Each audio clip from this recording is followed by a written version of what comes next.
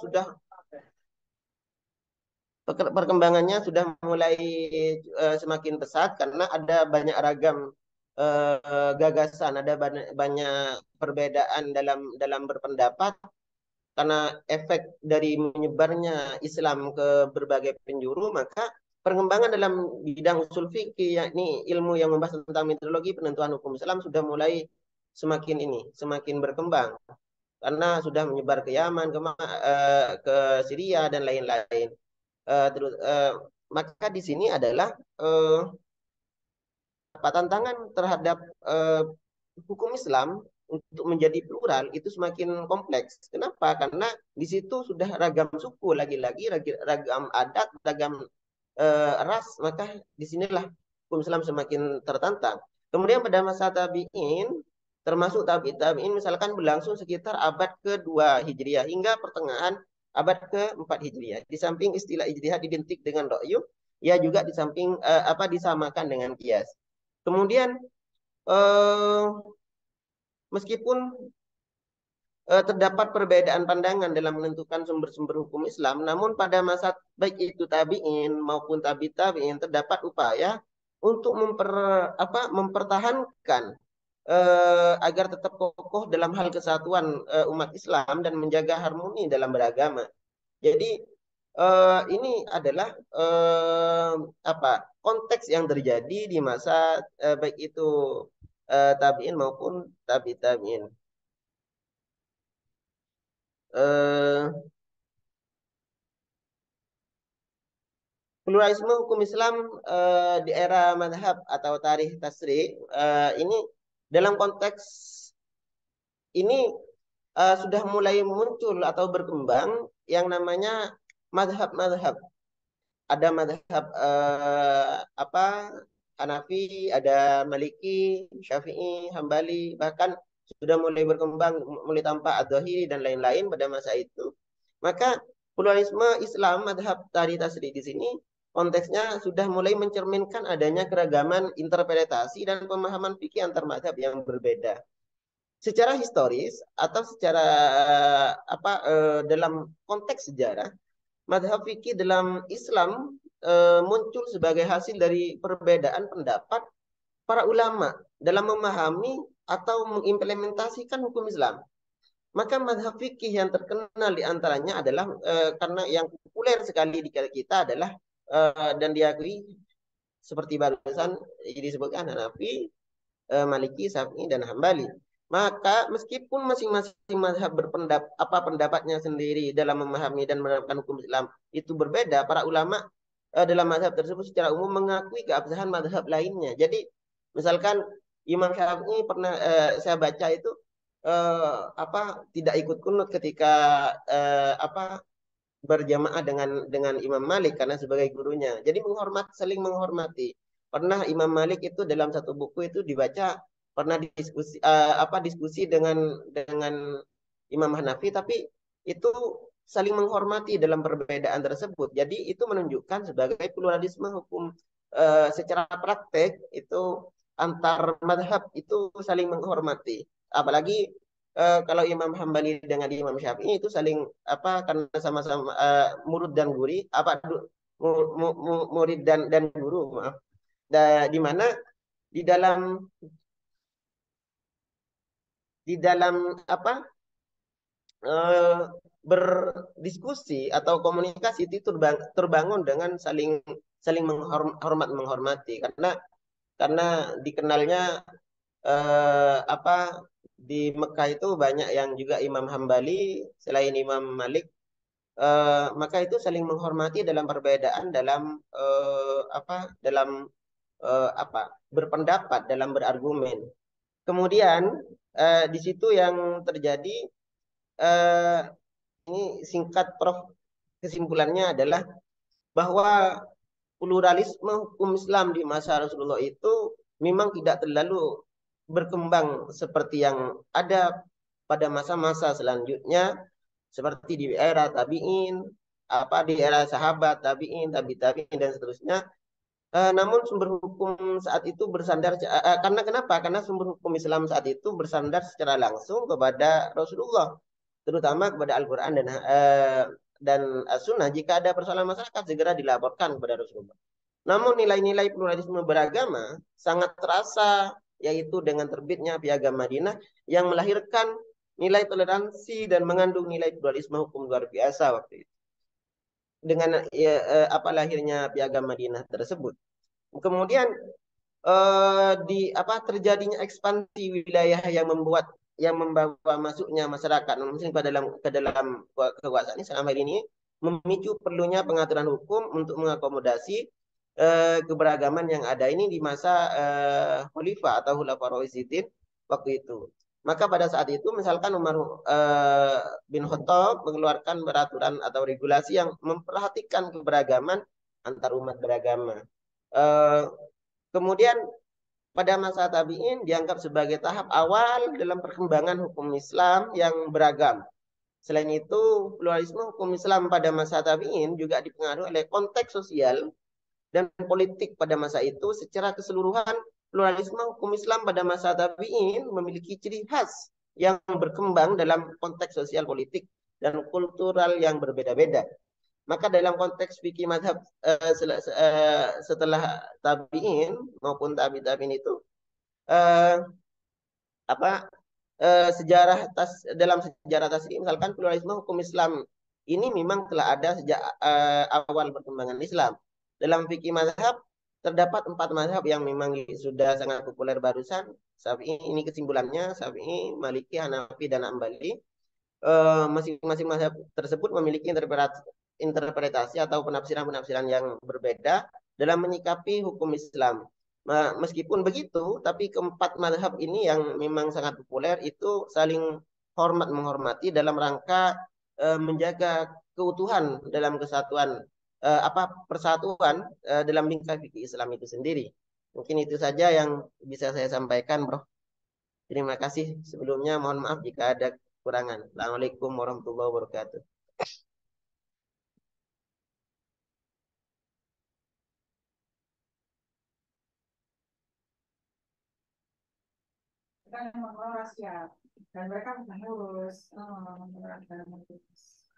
Baik, terima kasih kepada presenter ya. Kita lanjutkan mendengar hasil bacaan atau review dari kawan-kawan. Dimulai dari, silakan Pak Hasanuddin. Iya, siap, Bro. Sebentar.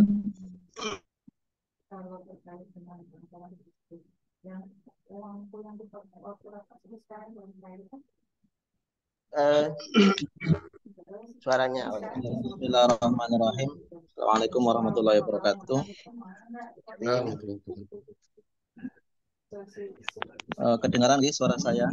Jelas, jelas. Ya, bismillahirrahmanirrahim. Yang pertama, bacaan saya adalah keduanya jurnal terkait pembaruan pemikiran hukum Islam. Karena terkait pembaruan hukum Islam ini kan memang sangat luas, sehingga saya mencoba ke Indonesia saja, bahwa pertama itu artikel dari Budiarta Rahman yang diterbitkan di hukum ya, yang membahas tentang melacak pemikiran pembaruan Islam. Awas secara garis besar pembaruan hukum Islam yang ada di Indonesia memang secara jelas itu ketika terbentuknya kompilasi hukum Islam, mana sejarahnya panjang ya, kompilasi hukum Islam suaranya menggelombang, maaf, nggak terlalu kencang. Iya, agak menggelombang, maaf ya. Kompilasi hukum Islam sejarahnya kan panjang ya, panjang di mana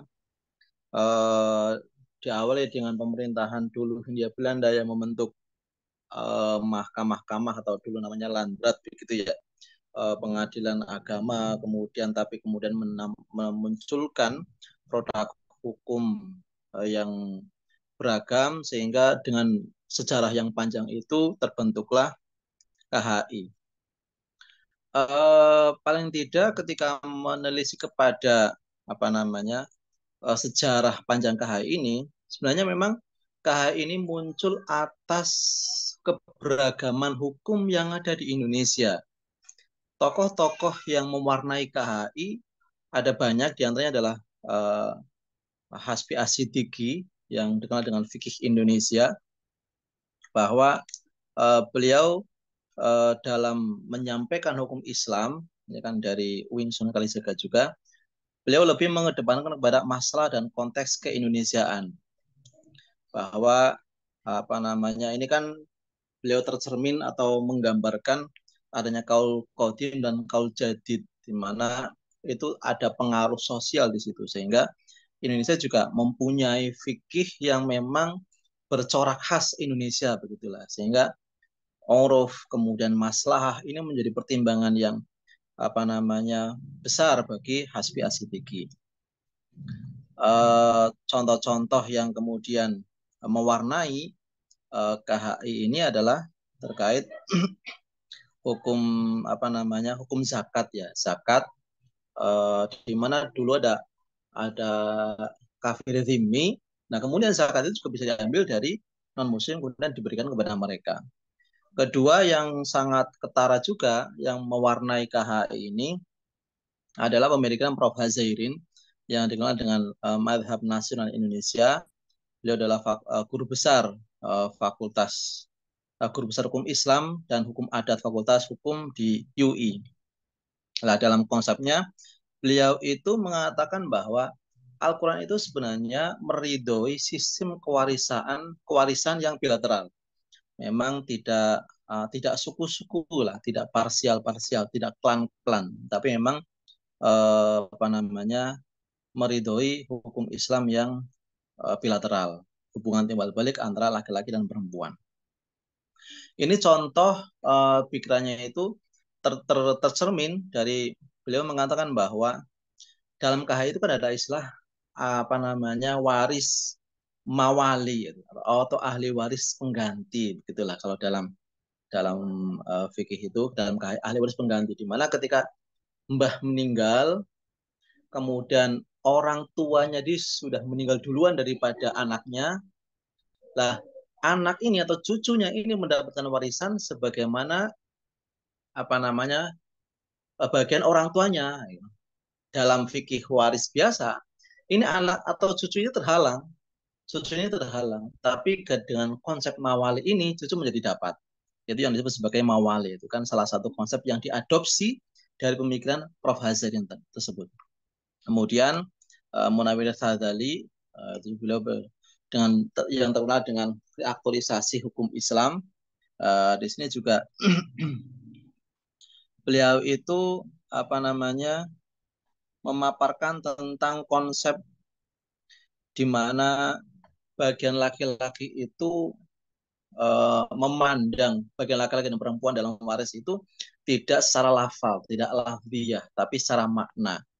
Dan dihubungkan dengan ada di Indonesia, di mana timbal balik suami istri itu timbal balik yang memang kerja sama, jadi mereka kedudukannya sama, sehingga ayat fikih waris ini tidak diartikan harfiah, di mana bagian laki-laki dua kali bagian perempuan, tapi beliau mengatakan bagian laki-laki sama dan bagian perempuan.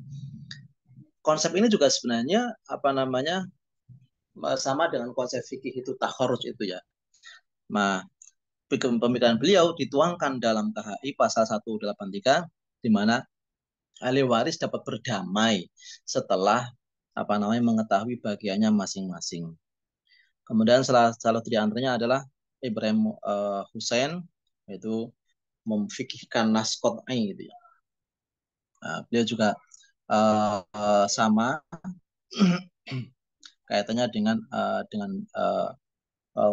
kontribusi beliau terhadap pemikiran hukum Islam yang ada di Indonesia. Kemudian yang terakhir adalah Prof. Ali Yafi dan juga Sal Mahfud yang dikenal dengan fikih sosial. Ini melengkapi yang pertama, yaitu dari Hasbi Asidiki. Lah, maka fikih KHI atau fikih fikih waris dan juga fikih perkawinan yang ada di KHI itu merupakan bentuk daripada keberagaman hukum atau pluralisme hukum yang ada di Indonesia. Karena kalau melihat fikih saja, ini fikih waris saja yang paling ketera itu fikih waris. Ketika fikih waris saja, ini hanya satu model yang populer begitu. Tapi kemudian ketika diimbangi dengan kewarnaan Indonesia menjadi produk fikih yang ada di Indonesia ini menjadi plural, menjadi banyak dan menjadi beragam. Apakah kemudian hukum ini juga ada di masa lampau? Sebenarnya ada ketika termasuk analisis saya dalam artikel ini bahwa konsep yang dikatakan dalam artikel ini sebenarnya memang baik fikih Hazairin, kemudian fikihnya Kisah Al-Mahfud, atau ke fikihnya Hasbi Asidiki, atau fikih ulama Indonesia yang lain, sebenarnya konsepnya adalah, dalam pandangan saya, ini sudah ada pada zaman dahulu. Lah, keberagaman hukum itu biasanya kan dulu itu Imam Syafi'i ada dua kaul, kaul qadim dan kaul jadid. Ketika jadid ini diunggulkan, tapi ketika kaul qadim ini yang tidak diunggulkan kemudian lebih cocok dengan konteks keindonesiaan, ini yang kemudian dipakai oleh Indonesia dan menjadilah fikih keindonesiaan. Jadi sebenarnya analisisnya adalah bahwa fikih keindonesiaan itu tidak lepas dari fikih klasik, hanya saja mengambil salah satu hukum yang sesuai dengan adat Indonesia.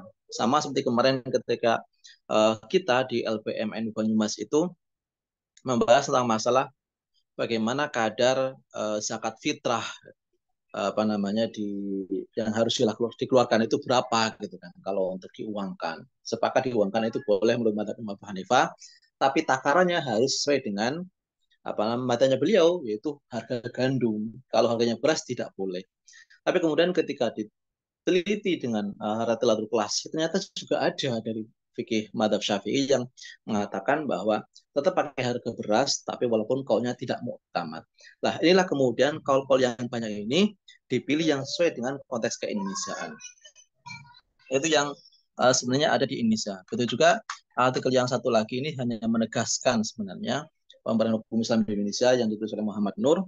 Ini juga ada kaitannya dengan yang tadi bahwa hukum Islam yang di Indonesia itu apalah tidak lepas dari hukum-hukum klasik, fikih-fikih klasik yang dicetuskan oleh para ulama, tapi kemudian diambil beberapa kaul yang lebih sesuai dengan adat istiadat Indonesia sehingga terbentuklah fikih Indonesia yang sesuai dengan adat istiadat Indonesia dan sesuai dengan hukum Islam di Indonesia dan hukum nasional. Sehingga muncullah apa namanya hukum Indonesia yang sebenarnya sudah plural, sudah banyak, sudah beragam di Indonesia itu sendiri, termasuk cerminannya adalah yang paling ketara KHI yang sekarang dipakai sebagai panduan bagi para hakim di pengadilan agama. Itu yang dapat saya sampaikan, Prof. Mohon bimbingannya dari saya. Assalamualaikum warahmatullahi wabarakatuh.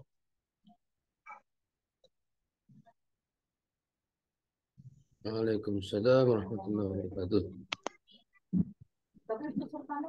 Baik, lanjut berikutnya. Silakan Pak Zainul Mun'im.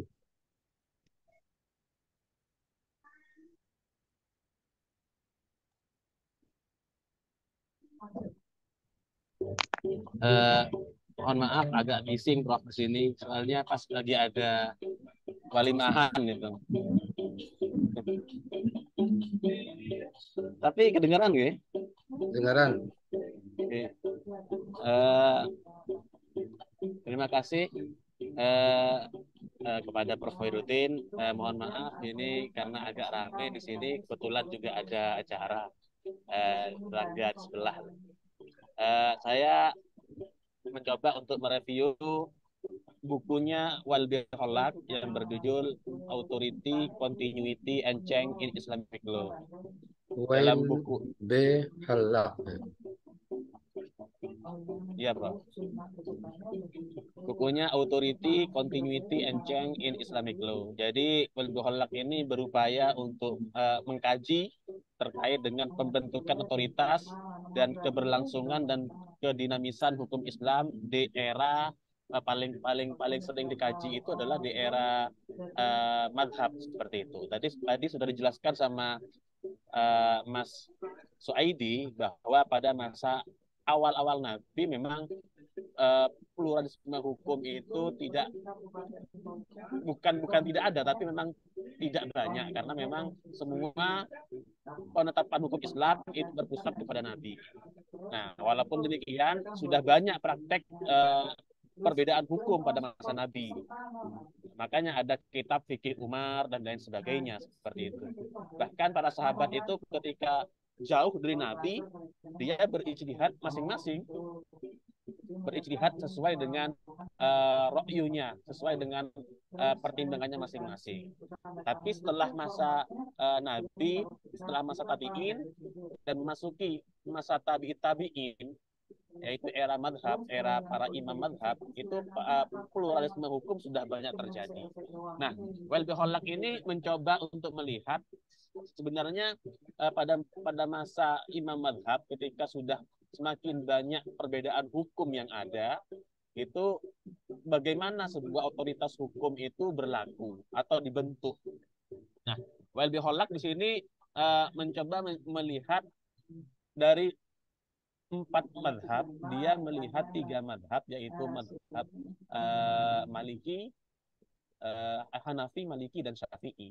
Bagaimana mereka para imamnya itu membuat sebuah otoritas mujtahid.